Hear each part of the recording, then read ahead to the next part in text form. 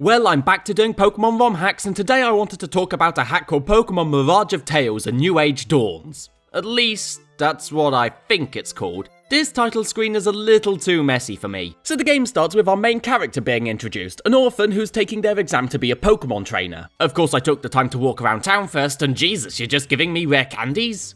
That's awfully nice of you.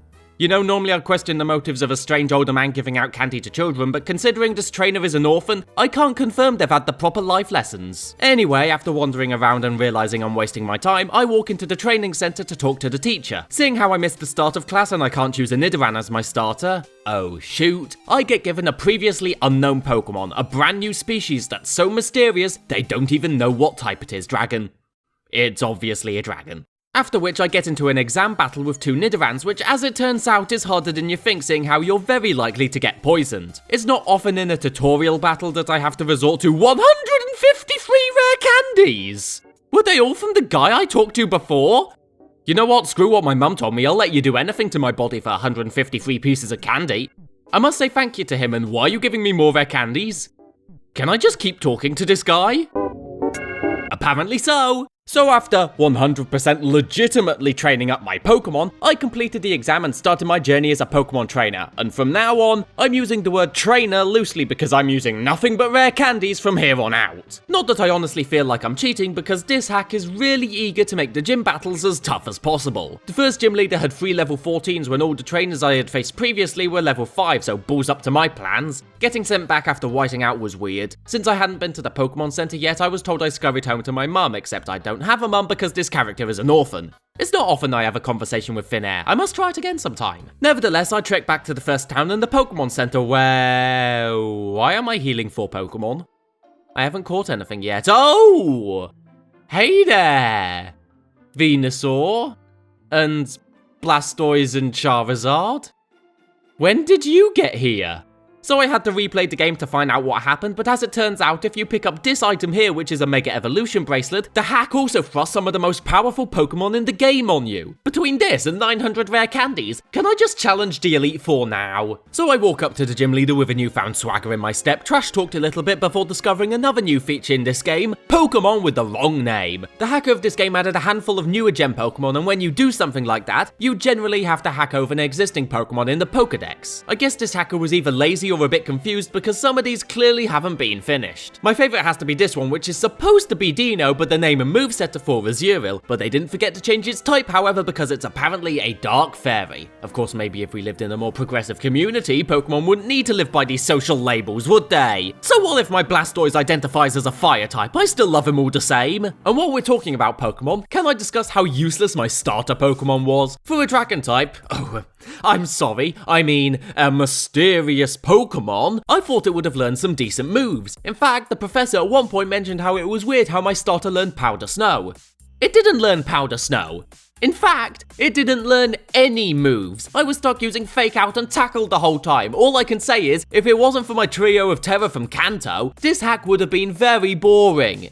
Actually, that's a lie. This hack was very boring. The places you explore are nothing to note, the story is a bit meh in most respects, and even the bits around the world have been toned down. Remember surfing? Remember how it was cool to travel to previously uncrossable territory? Now you need to get a surfer's license to do it. Because kids love doing paperwork, don't they? Also, the gyms have been changed in a weird way. Instead of badges, you get references. What was once a somewhat fun collectible challenge has been reduced to even more paperwork. The first gym leader even remarks how collecting these references isn't that important, so I really have no idea why I'm getting them. Just put it in the accordion folder. 20 years time, it might be relevant. But I slugged through this game for one reason.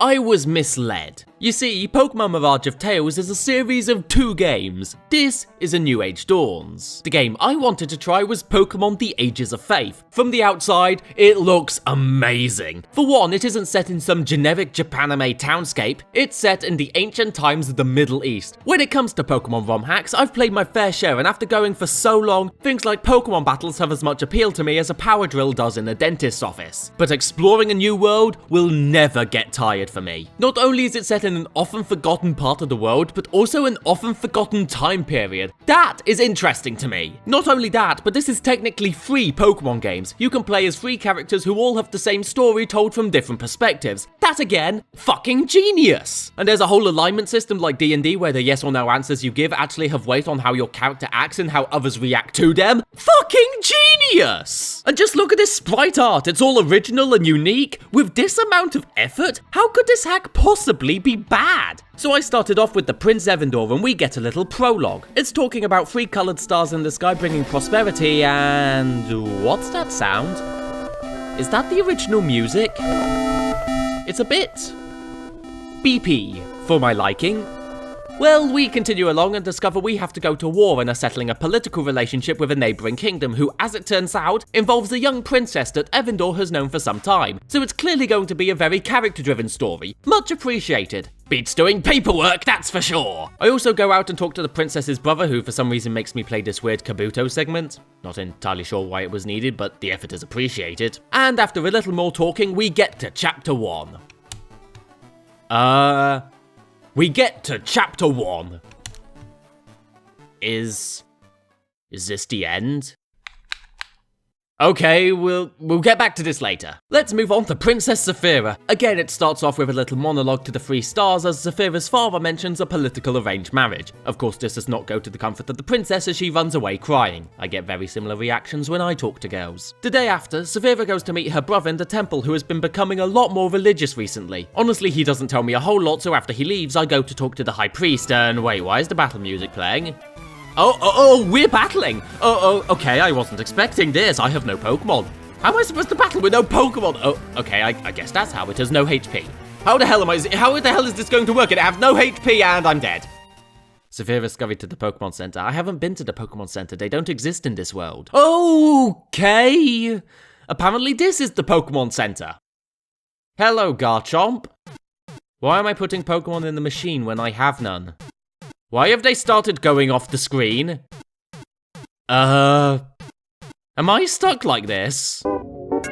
Yep. Nothing is going to happen, is it? Well, this is a ball ache. So despite being one of my most hyped ROM hacks I've ever seen, it turns out this is a very buggy mess wearing the disguise of something awesome. Much to my disappointment, neither of the Pokemon Mirage of Tales games were very good. Guess I gotta find a new one to play. And I do have a lot to go through. Which one should I choose? If only I had a spare accordion folder to sort through them all!